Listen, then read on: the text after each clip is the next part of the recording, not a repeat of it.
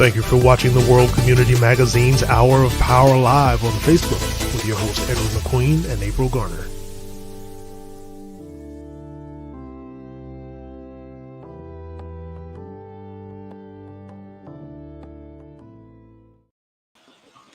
Yes, indeed. Yes, indeed. We're under attack. You agree? Good evening. I'm your host, Ed McQueen, for today's program, and of course, my co-host, my sister April Garner. And April, there's no question about it. My understanding from all the literature I'm reading and all everything I've been hearing, all the news, affirmative action is under attack, and literally, I don't know how to interpret what's been done and the conclusion that's been done. So, but this evening we have a gentleman that has been dealing with it for a long time. Is hopefully he can lend us some knowledge that that we all could kind of like learn from things that I don't know anyway. I'm just hoping that what he has to say is, and I'm sure it is. That's why we really have him on the program.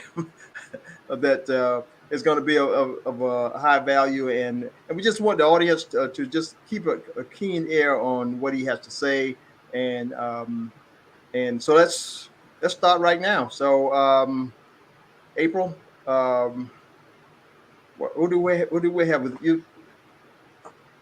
Let it come from you.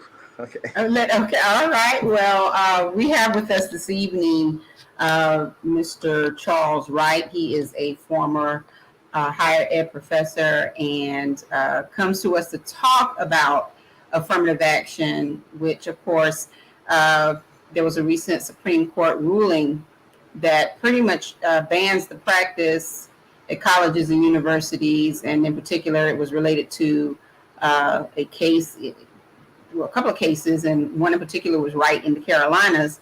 And the Supreme Court basically decided that colleges could not use the affirmative action criteria as admissions qualifications for students. And so with that Supreme Court precedence that was set, it really does give us a lot to think about in terms of how affirmative action impacts not only higher ed institutions, but also DEI practices in the workplace. And so although Mr. Wright is not an expert on affirmative action, he has worked in the higher ed arena, and so have I. And so we had a pretty lively conversation during our pre-show prep about the implications of this type of decision. And so we're going to have a chat about that today. And some really, good key points came out of that discussion. And so, of course, we encourage all of you who are watching, and thank you so much for watching, to post your comments and your questions, and anything that you feel you want to share that would add to this conversation, because it's one that is very necessary. So with that being said, we welcome now Charles Wright. How are you doing? Oh, I'm just fine. All right. Thank you for having me, and thank you for saying that I'm not an expert, but I do have some experience. Exactly. And it is my opinion about what I've seen and had happen in my experience as a college professor. Yes, absolutely. Right. So yeah. So let's kind of kick this off with of course a little bit more of a detail about who you are, where you work, before we actually get into the conversation. Okay. To just kind of, I guess, validate why we have you here tonight.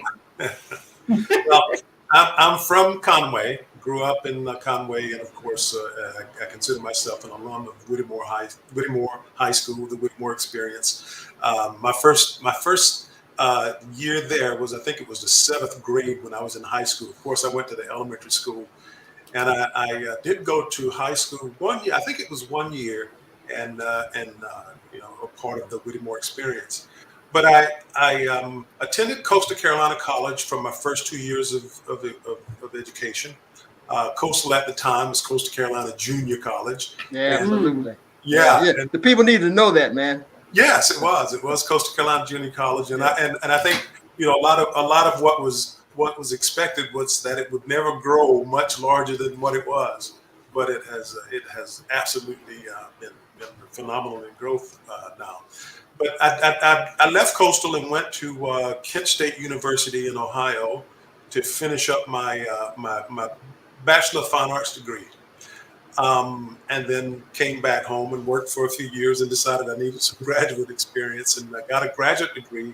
I did my graduate degree, a Master of Fine Arts degree at Washington University in St. Louis, and that was a wonderful experience. That allowed me to then, with a master's degree, it's a terminal degree in the arts, and I was able to then get a job teaching at university. And so I came back home and essentially got a job at Coastal Carolina, and was there for about 28 years actually. And during that time, I was a part of the faculty.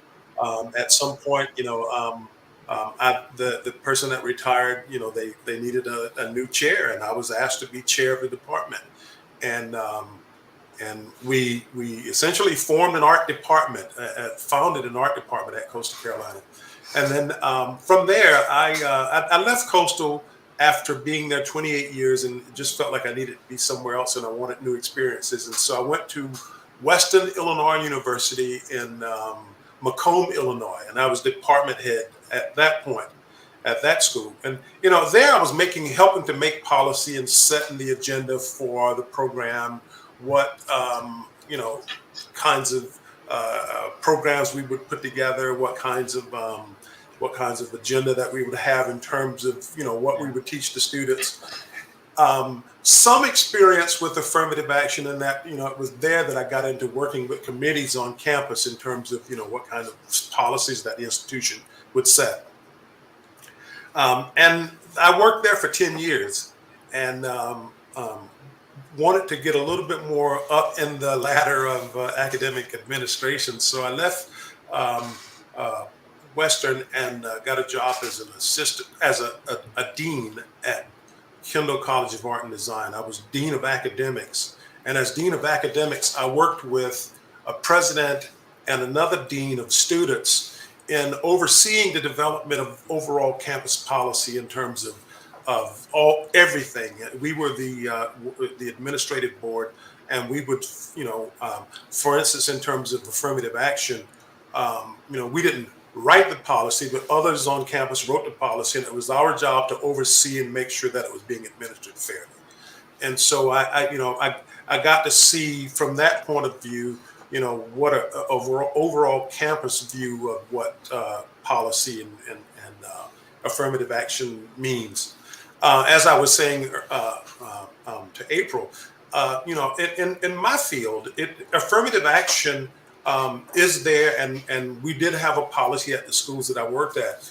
But affirmative action, as far as in the arts, and people come to us with talent. They come to us with gifts, and you either show in your portfolio whether you have it or not in terms of the skills and the kinds of things that you bring.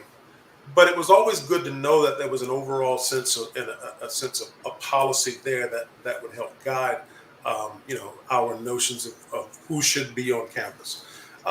But so anyhow, that's my experience in terms of my upbringing, my education, and the kinds of jobs that I had, and what I worked with in terms of affirmative action. Like I said, at my last job, that was the one where I worked most exclusively with policy development of affirmative action. And while we didn't write the policy, we talked about it and discussed what it meant for the overall campus and that kind of thing. Right.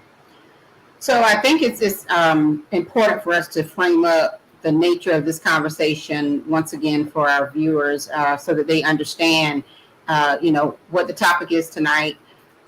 We want to talk about the Supreme Court decision and the implications, the things that are really talked about right now as a part of the conversations since the ruling.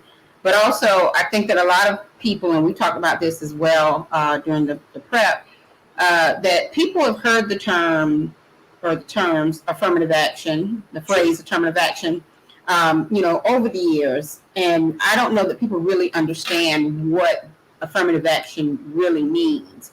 By definition, it basically was in response to the civil rights movement. It was an order that came down in the 60s, and basically the term affirmative action was used to pretty much create an atmosphere or space to achieve non-discrimination, for people of color. And so now that's been challenged by the Supreme Court in terms of admissions to colleges and universities. And there are a lot of implications behind it. And even more so as we think about the fact that DEI, or diversity, equity, inclusion, has been such a hot button topic in the past few years. That particular space as well, the DEI space, has come out of the notion that there needs to be some intentional measures in place to make sure that those practices are best practices at colleges, universities, but also in the workplace. And so now we have a Supreme Court that's pretty much said, we're looking at this, and the basis of this particular case came out of Harvard University and the UNC Chapel Hill school systems, where there was a challenge that the admissions policies violated federal non-discrimination laws. So basically, it was an action that was designed to make sure that there wasn't discrimination in place. And you have a couple of colleges that say, well, wait a minute, it seems a little discriminatory to us. And so then it goes to the Supreme Court, and the Supreme Court decides in favor of that argument. So now we have a situation where there have been several colleges that have pretty much pulled their affirmative action policies, and they're no longer following those policies.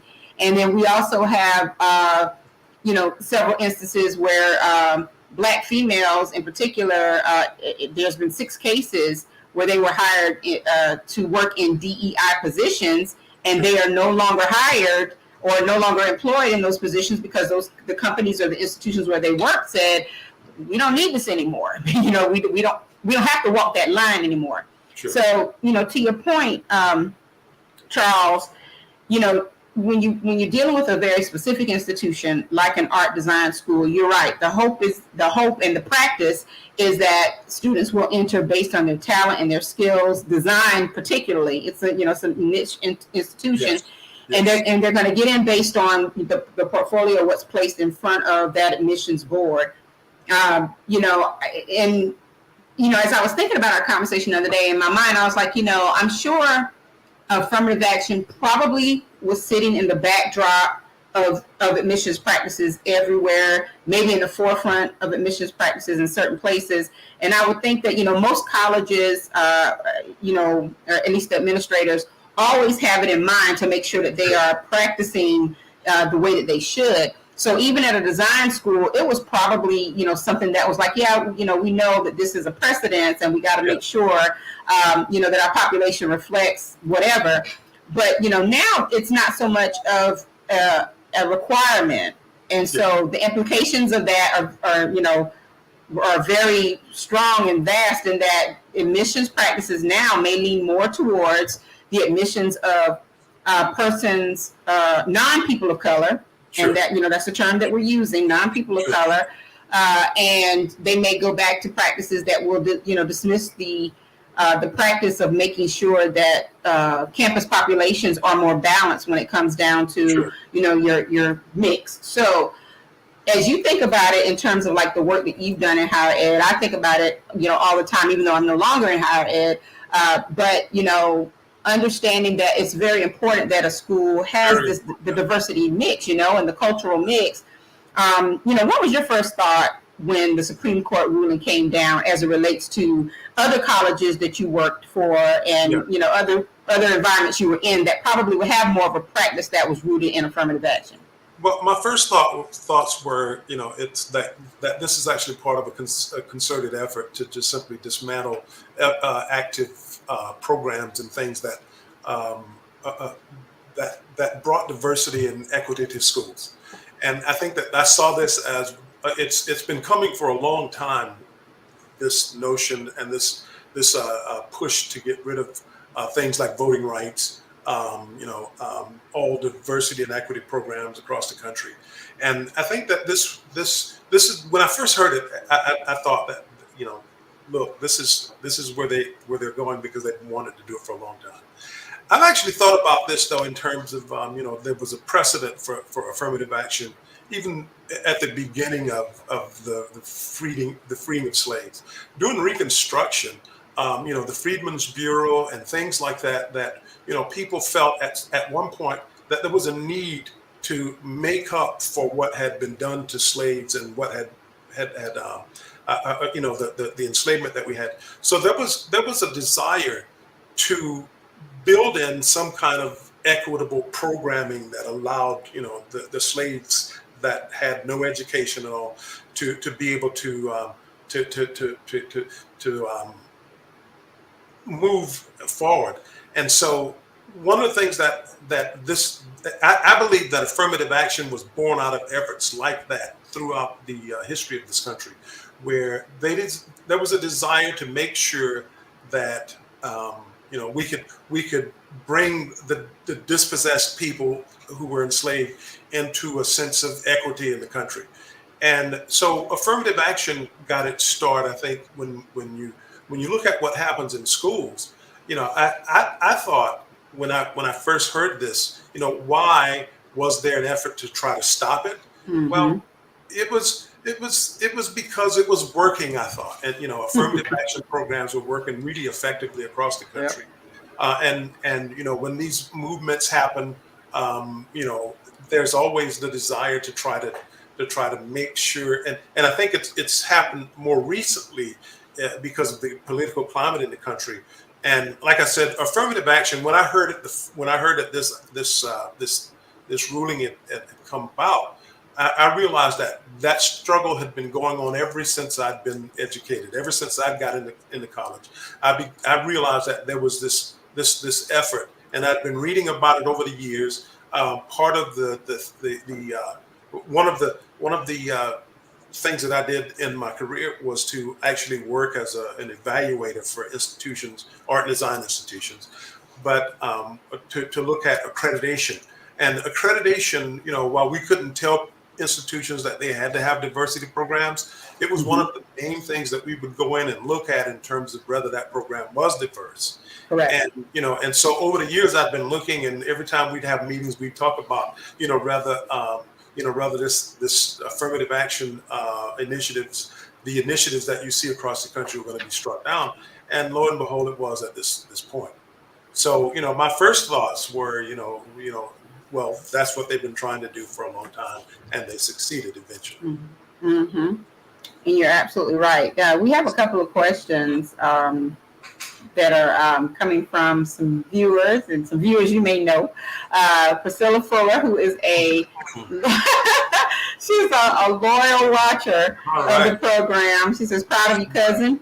Does affirmative action still matter? Why has there not been an outcry by people of color? Have we overcome?"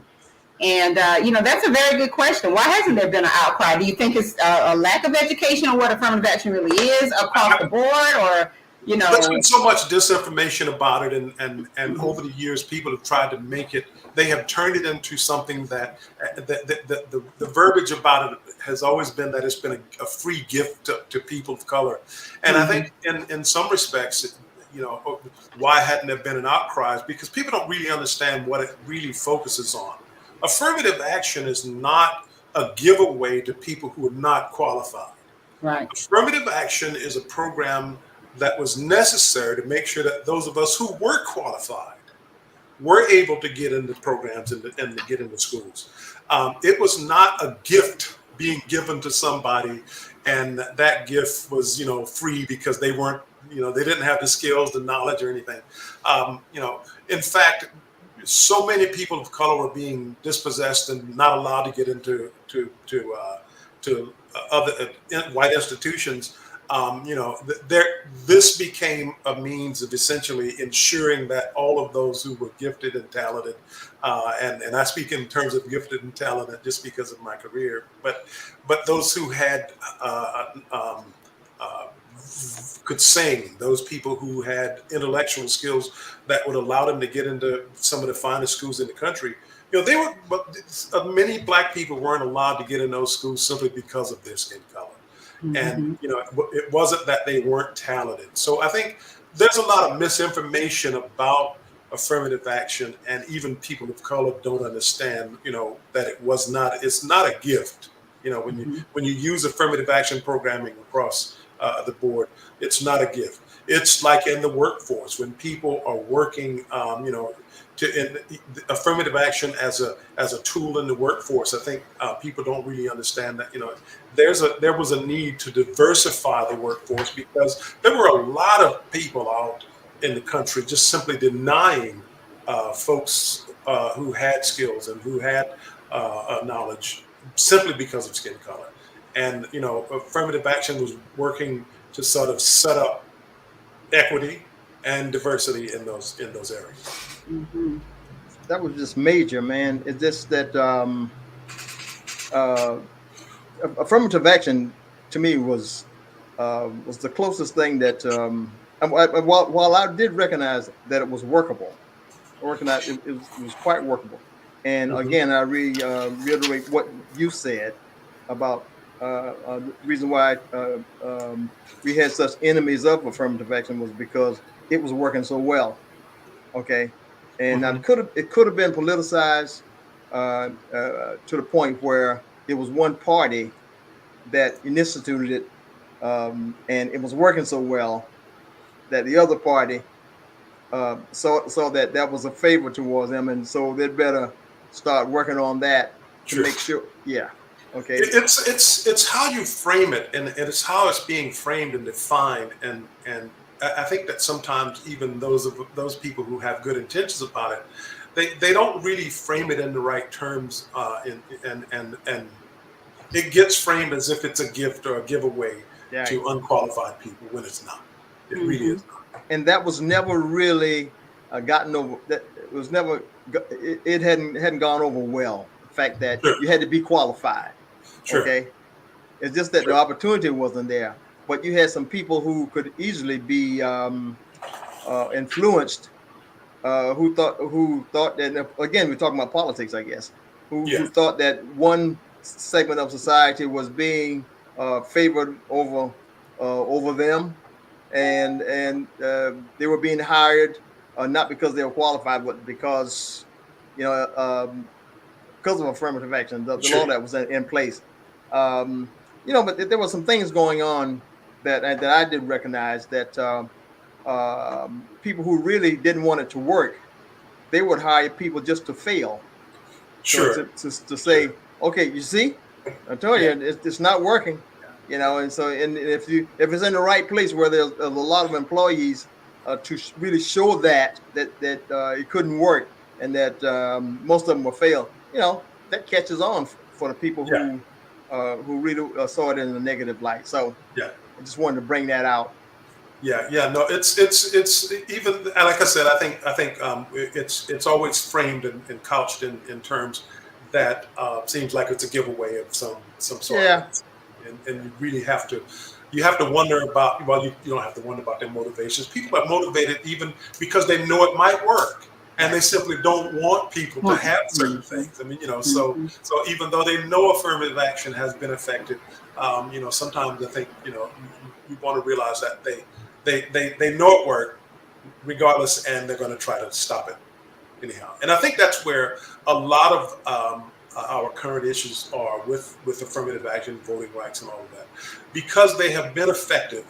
I think that there's an effort out there now to try to make sure that it's not effective. And with higher education, the issue was it was a settled issue in higher education for the most part. As far as in my experience with, and when I would talk to people, we thought that it did work. It helped women to get into schools. It helped a lot of women, in my opinion, especially white women, to get into programs all across the country. And it's been an effective tool. And it's there's all kinds of reasons why people don't want certain things to work for women and for blacks, and so misogynism is one. The idea that men just are in control, and just pure racism. The idea that you want to stop something because it is helping another race of people, so another group of people. So. Charles, I think that what you just brought to light about the fact that it a lot of people automatically connected to skin color, and Sure. That affirmative action only helped blacks. But you're right. I mean, there was a time when white women were not given equal opportunity. There was no equity there, and so it's really interesting to me that it's played out the way that it has. I think a lot of people know, and there are some people who still won't. They act like they don't want to believe it. But it's all about the political climate right now. It's all about what's going on in society. This is a form of suppression and oppression, and a lot of people are thinking, well, is it really necessary now? Is affirmative action really necessary? Racism is dead. We hear that so much. Racism is not like it used to be. Times are not like they used to be.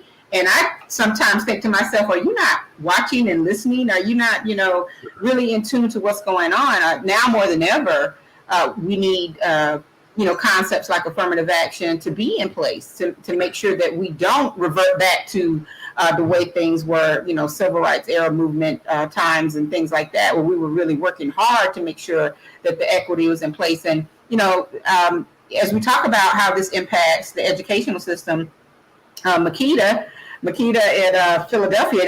Do you know her? Makita's watching. Thank you for watching tonight, Makita. She asked, has there ever really been equity in the educational system? And through your lens, what do you think? It's a good question, and it is a great question. As I think about it, it may not have actually ever been true equity in terms of full inclusion in the system. There have always been ways, I think, for institutions. Mind you, before I say that, there are really very good institutions out there that really do well, and even without affirmative action, they will do the right thing. But I think that has there really been equity in the system? I don't really know if it actually has been true equity in higher education, because there's always little ways in terms of, and if it's not affirmative action, even if you have policies at institutions with affirmative action, there are also other ways that people can deny admissions to students in schools, and even on the workplace. But I think that there might have been there's the notion of equity that I think we have always tried to strive for in higher education, but it may not have actually. It's a good question. It may not have actually been truly real equity in terms of making sure that we had equality across the board, that we shared things there in terms of you can say that there's not been equity because you can look at some of the historically black colleges and seeing what they've gotten in terms of resources. Mm-hmm. Again, as I said, I've evaluated institutions, and I did evaluate mostly white institutions, but I did have the pleasure of evaluating one historically black college, and you can see that there's been inequity in terms of the funding formulas for those institutions. And the one institution that I looked at, it was in Tennessee, and it was a great institution, probably one of the flagship historically black colleges across the country. But even there, you could see that when you compare that to some of the other institutions that in the field that I was in, or even in all fields, you can look at and see that they were not getting the kind of funding. So no, there's not been equity in terms of just affirmative action, but equity in terms of other things like funding, and that really is a part of what helps to make sure that an institution can provide for students of all diversities. And so no, I think that there's been the idea that we have had equity, but not really truly what equity can be or should be. I agree. And I think that for a lot of schools, the idea of equity became more of a checkbox than an intentional practice. Looking at the dynamics of population versus what's on the school campus and saying, oh yeah, we have enough of X and we have enough of Y, but then nothing beyond that. Nothing intentional as far as nurturing those populations and the new cultures that are on the campuses, and trying to make sure that, like you said, there is equity and fairness and inclusion. Some campuses may have people of color on their campuses, but no programs designed for people of color, nothing that's enriching. So, that the whole idea of, the equity and the inclusion part, I think that definitely was missing in higher education in a lot of respects and in a lot of places. And so now, affirmative action is under attack, it's challenged. You had, Harvard University and UNC Chapel Hill, two schools that were a part of this entire Supreme Court fight. They were the ones who basically challenged it. Yeah. And yeah. When you take that idea of equity as a program, and it was a check, and then you all of a sudden take that check away, you say that there's not a necessity for affirmative action, then that gives the bad actors, those who really don't care, opportunity to not do. Mm-hmm. And so, that's why it's important. It's important to have it there as a check. There's actually an office. I can't remember the name of the office, but you have to, and they'll send institutions, a report, asking for a report of what they've done for diversity and equity and their affirmative action goals. And without that, then that I think it becomes. Although it's already in place and people know that the good actors will do the right things, there's a necessity to have these programs set up in place so that it can give pause to people who want to do bad. If you have the need to have a program of diversity and affirmative action. Without that, you can just bet across the board that there's going to be people and programs across the country that just don't do right. That just don't do right. Affirmative action was kind of like the oversight committee. It's an oversight. Yeah. Mm-hmm. The people who want to do right, like I said, do right already. Institutions that want to do right. I agree with that. I was a Facebook friend posted this, and I thought about it. It's going to happen. What will happen when some of these Big Ten schools all of a sudden don't see some of these athletes coming, who they want, because they don't have an affirmative action policy and they don't go out and aggressively. So you'll see some places that thought that they didn't care about affirmative action may decide, oh, this is necessary now. So anyway. Oh yeah. Yeah, and it's interesting you say that. That's a great segue into the next point of this conversation that I've been hearing a lot of and reading about a lot across social media. As soon as the decision was handed down, folks were saying, "Oh, so now the HBCUs, they need to get themselves together, and now's the time for HBCUs to pretty much rack up, because." Our students basically won't really have anywhere else to go. They won't be treated fairly. And so, you and I talked about the fact that, is it fair to now look at an HBCU as the alternative simply because affirmative action isn't in place, and that is a big conversation right now, that people are treating it like, well, since you can't get into a PWI, and especially now that affirmative action is becoming a thing of the past, you might as well apply for an HBCU. And I think that is defeatist. Yeah. It really does. It says a lot about our mentality behind that. So, what are your thoughts about that particular conversation that's happening? I agree with you totally. It's we deserve and have the ability to get into any institution in this nation and any institution in the world. And just because I see that as a devaluation of historically Black colleges. Absolutely. Howard University is just as good as any institution in the nation, and to see it as a fallback, I don't like it. I don't get it. So it may happen that historically Black colleges are going to and universities are going to reap a windfall from this. But I hope that it's a first choice, not a second choice windfall. I hope it's because people decide that they don't want to go to another school, Harvard or whatever, and they decide that it's best to be at a historically black college, not as a oh, I can't get into these other Right. schools. It will happen. I can imagine that some of that is going to happen. But like you, I believe that we should see the value in historically black colleges as first choice always, and because they are as good as any of the other institutions.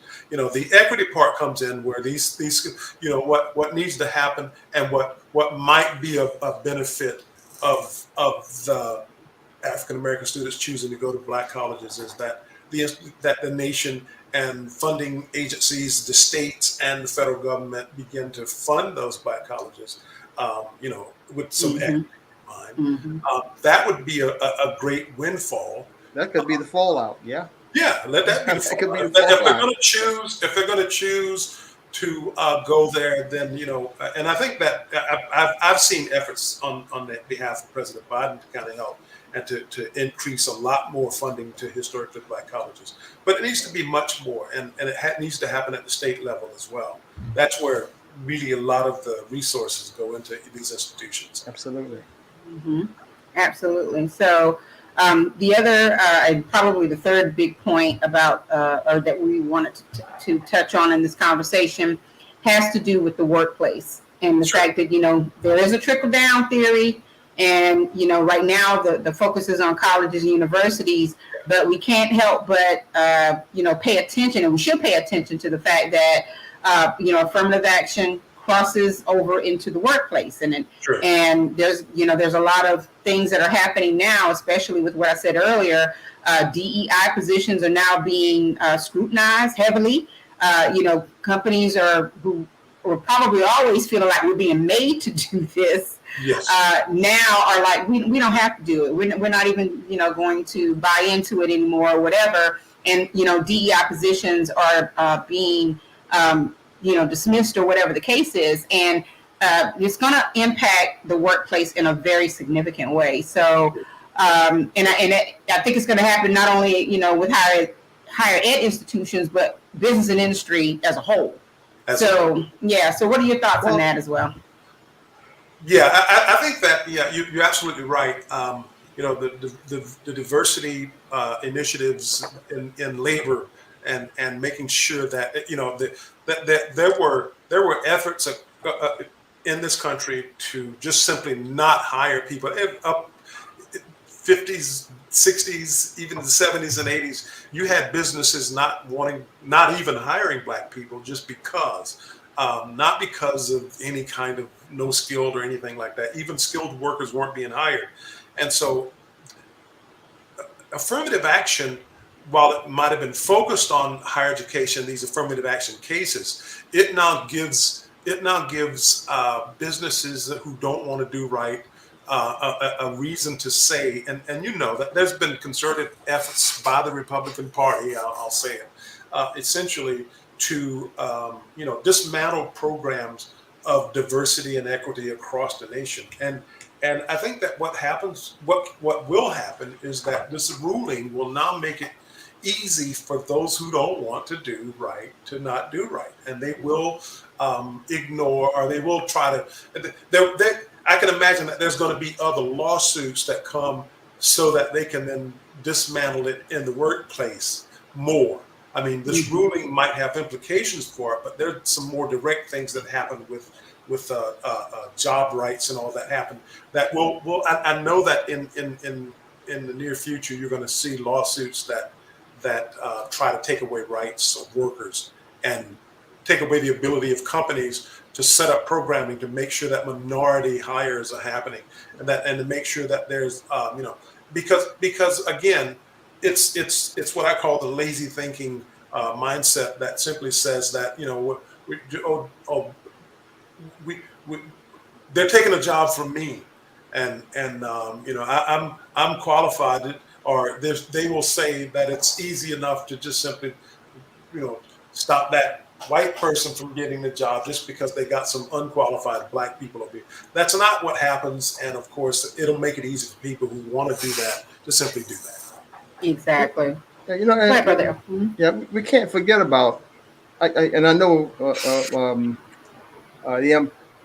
the seemingly impact on the Supreme Court decision, but we can't forget about the marketing that must take place when you start talking about diversity in corporations or stores or whatever. But we have quite a bit of spending power, even though it may be lower than a lot of other groups, and in terms of that. But we can't overlook that. I think as a tool, it can still be used, Yeah, okay, to force some of this diversity to take place in a lot of these corporations. Okay, sure, once we're educated on how far that dollar goes down, and that makes this institution or corporation function properly with a profit, I think they'll realize sooner or later that blacks were spending down like 2 or 3 levels, and they do a whole lot of spending buying this particular product. sure, You know, that may have quite a bit of impact on their decision making of diversifying in their sure, companies. Okay, sure, so we can't overlook the basic power that we have. The power may not be as great as our white counterparts, but it's there. It's a lot. We do a lot of spending. sure, Okay, sure, we do a lot sure, of spending, not a whole lot of investing and so forth. But that leaves when you got to do something else with your money, so you spend it. If you don't want to invest it, you don't just don't want to take a chance of investing, and we don't have that historically as a characteristic of ours. sure. Okay, but that makes the spending more powerful. Yeah, Okay, because what you got to do with your money now, you have to spend it. All right. Entrepreneurs and corporations are looking at that. Make no mistake about that. yes, Okay, yes, those are some of the tools I think we should probably reconsider. If we see that affirmative action is going to impact us significantly. yeah. It's going to impact us quite a bit. I mean, in a negative way. In a negative way, in terms of that people will take advantage of the opportunity to not do the right thing. And again, that's one of the results I think that's going to happen of the Supreme Court ruling. But it's just a Supreme Court ruling. I think that there are people and groups out there who will continue to do what's right and who will continue to fight for what's right. There may need to be a reiteration or a reintroduction of some kind of other policy that will help to diversify, help to keep the diversity that's in and help to increase it. But I think that the efforts now that, for instance, you see where people are, once affirmative action was attacked, now they're looking at these legacy programs at Harvard, for instance, where the Right, absolutely. family That's a double sword. Okay, yeah, that's a double sword. yeah, and the thing that I found really kind of wild or crazy about the affirmative action, what the Supreme Court did, they did allow for a diversity sort of a affirmative action kind of program to remain for military institutions. Well, if it's good enough for military institutions, why couldn't it still be allowed? And the reason why they allowed it in the military institutions is that they said that the military strongly believes in helping to maintain a diverse fighting force. Well, there should be, there should be the same kind of consideration for a need for diversity to help fight inflation, to help fight poverty, to help fight everything else. And so why would you set up one tier for the military institutions and say that it's not allowed or you shouldn't be able to use it? The reasoning of the Supreme Court really just, you could see there that there was really nothing but more of a political decision being made.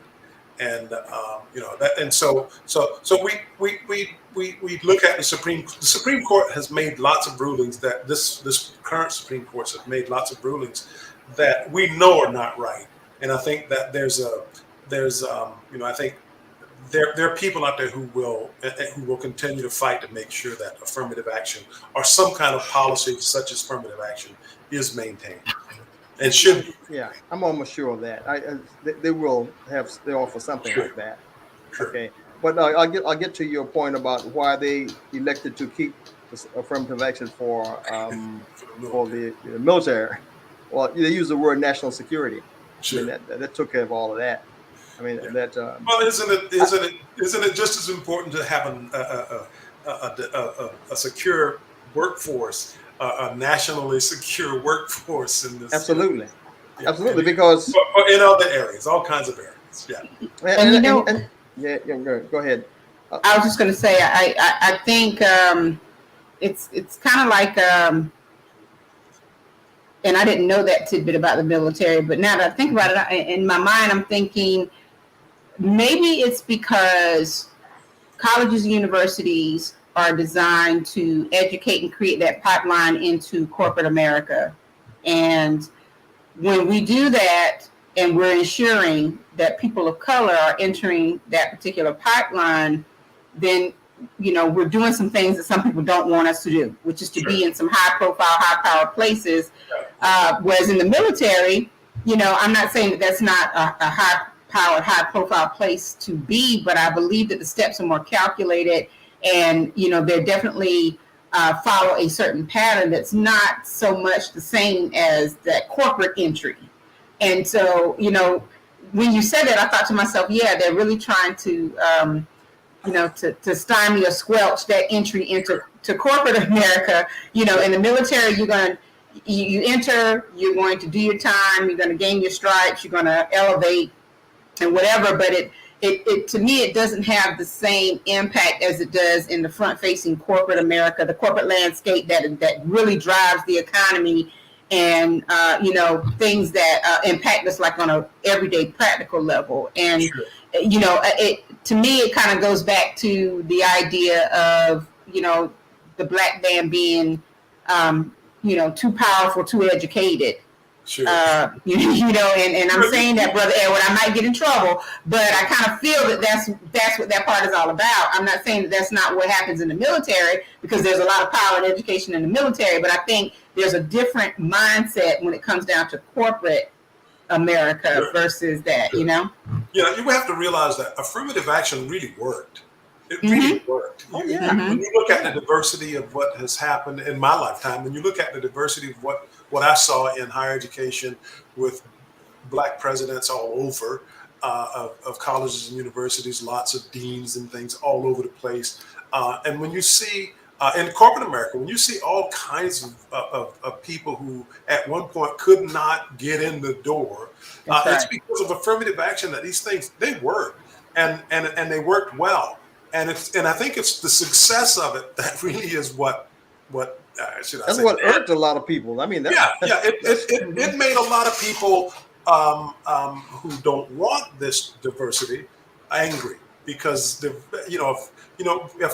anything, even if no matter where affirmative action goes, if you realize, if you look back over our lifetimes, you realize that there has been so much change, and it has happened because there have been programs like affirmative action to help make sure that those qualified people did get in the door, and when they got in the door, they kicked it down and they did well. So so you realize that there are people out there who really don't want a diverse. I think it's the, I don't want to say that, but it's the last gasp of a group of people who know that they're not going to be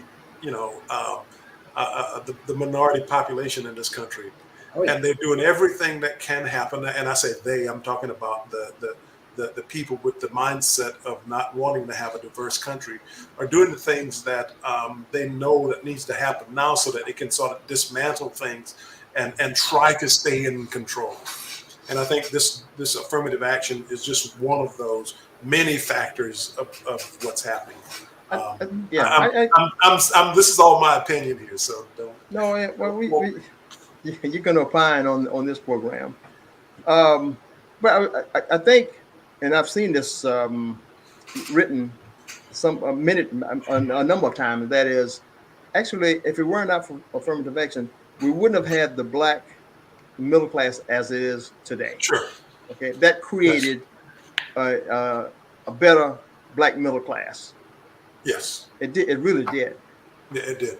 Absolutely. Okay. And now for the descendants of the people who don't want this want to see that, if they can't see the forest for the trees, and I'm saying this because they should be able to see how good that has been for the country, because a greater base of spending power has been established. And America is a spending country. I mean, that keeps the economy going. We got more service type jobs than enough in this country, and that's what keeps the wheels rolling on Wall Street. And Wall Street knows all of this. That the affirmative action has been great for the country. Yes. Okay, it has kept this economy going. Yes. It really has. You created a segment of society that does a lot of spending. Yes. Okay. Put it that way. Yeah. It just seems to make sense that this would be something that would be wanted or desired. When you look at the fact that when I say women, white women and black women and people, black men, when you see that the percentages of increase of wealth and things that have been developed in these communities, why wouldn't you want that? I mean, it seems to me that that's the way that you would want that kind of wealth to come in, and then whatever way you have through capitalism to get that back to the person who gave it to them, that really happens. But you have a cycle that it seems to me that you would want that cycle. You would want the old saying is all ships. I'm messing it up now. All boats rise when the tide rises, or whatever. Mm-hmm. And why wouldn't you want that? Why wouldn't you want the diversity? It creates wealth. It really creates wealth to have everybody and to have the whole community, to have the whole country getting resources. Yeah, I think a part of it, when we talk about the power of the dollar that we spend in communities, they don't mind that we spend. They don't respect our spending. They is going to be anybody you want it to be that, does not look like us. I'm going to say that because, I as a black female can walk into a beauty supply store with a couple of $100 ready to buy some hair for braiding, but I'm going to be stereotyped and looked at as someone who they, devalue, but I have green in my hand. They're willing to take that, but they're not willing to empower me in any other way. And so I think that, even though, like Brother Edward says, we have the power to do a lot with our money, we're doing it in the wrong places and in the places where it should matter, and they should see that we're adding to the wealth and we're adding to the drive of the economy. It's just not respected in that way. We're not seen in that way, I believe. So that's why it's important for, I think, black communities to really take a look at how we can educate our own, how we can, develop schools and platforms for education, how we can educate, our young people who are coming up on things that we've already talked about during this segment, which include choosing a school that's not based on anything other than getting a great quality education. And HBCU should not be, the alternative plan if you can't get into the PWI. And I think it's everybody's choice, what the kind of work that I did in higher ed, it was career services. So I always talk to students about choosing schools that feed into you and support what your career aspiration is all about.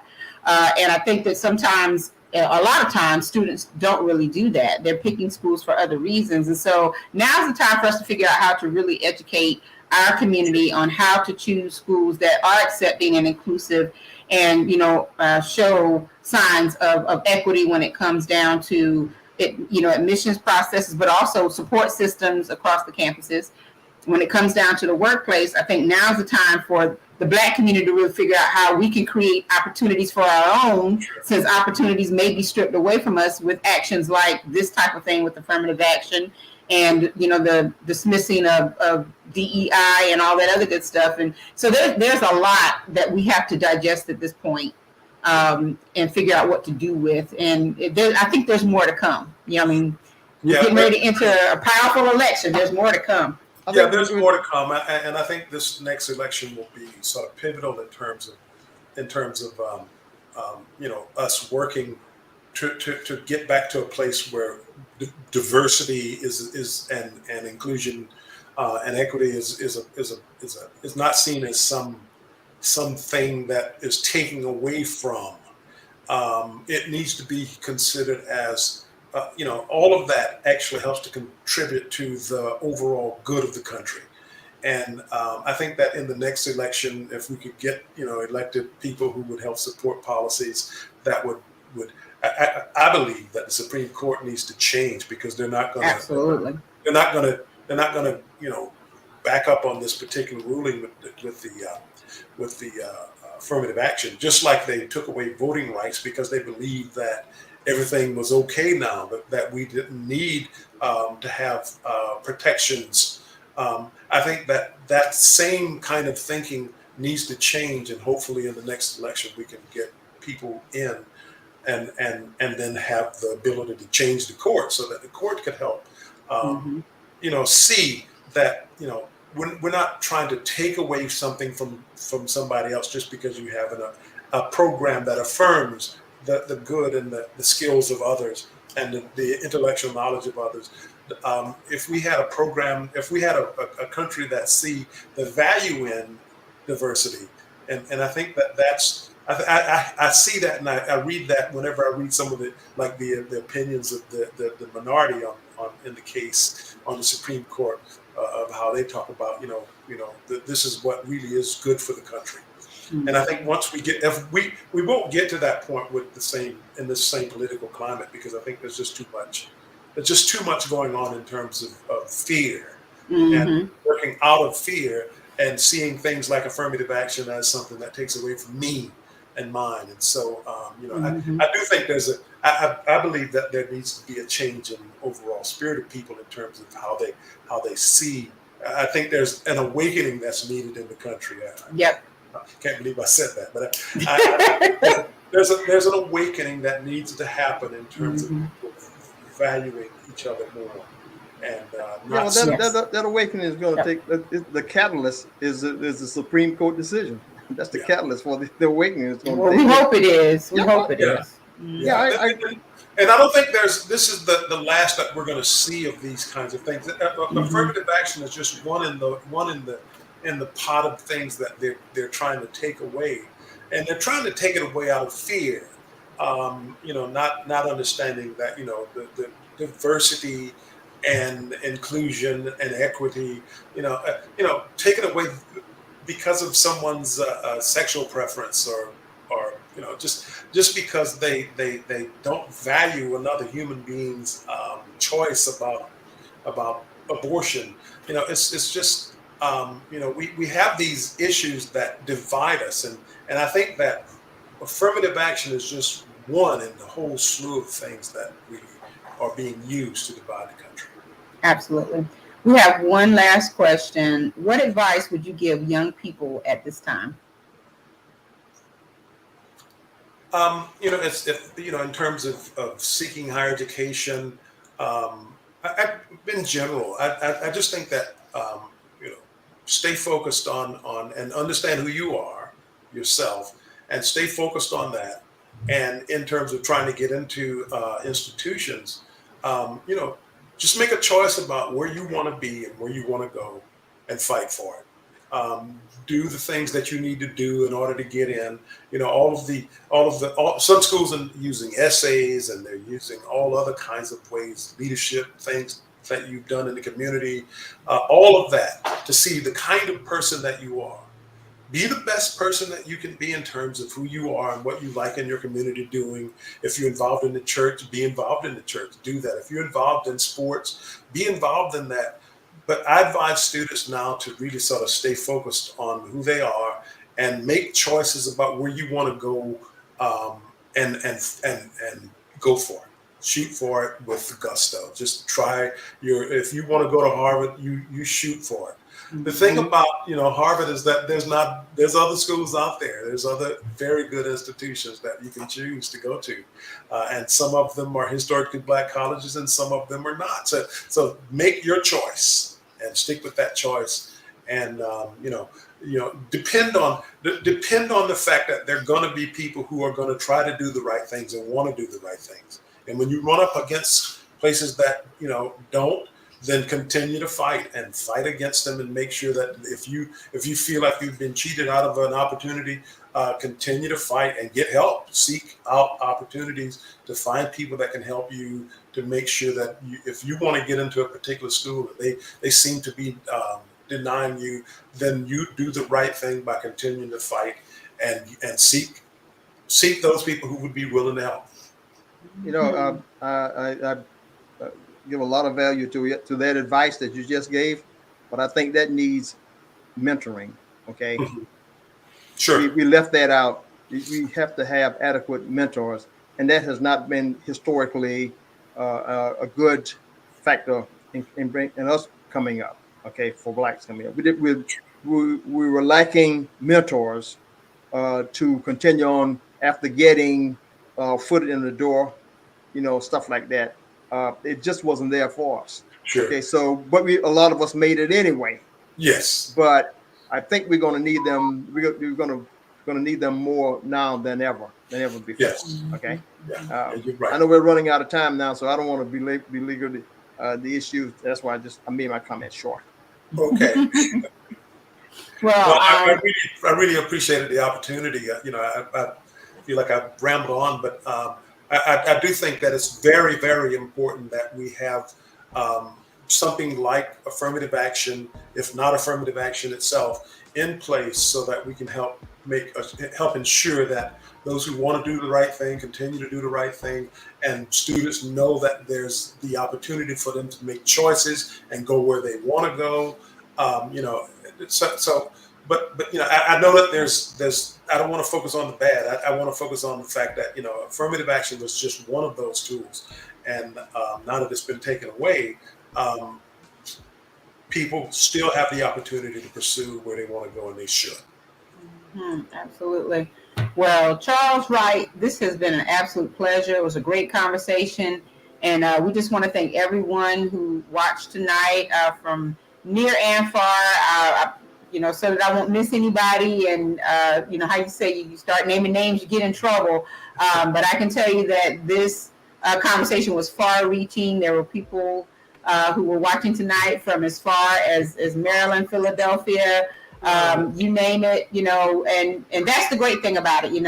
We are able to reach a community that's far and wide. And of course, with a topic this important, it's something that we definitely need to make sure that we are paying attention to, and we're willing to have a conversation about. We have to be courageous enough to have these conversations, even if it is within our own communities, So thank you so much for being with us tonight. And I think we would be remiss if we didn't thank Priscilla Fuller for helping to facilitate this and being the liaison to getting you on this show.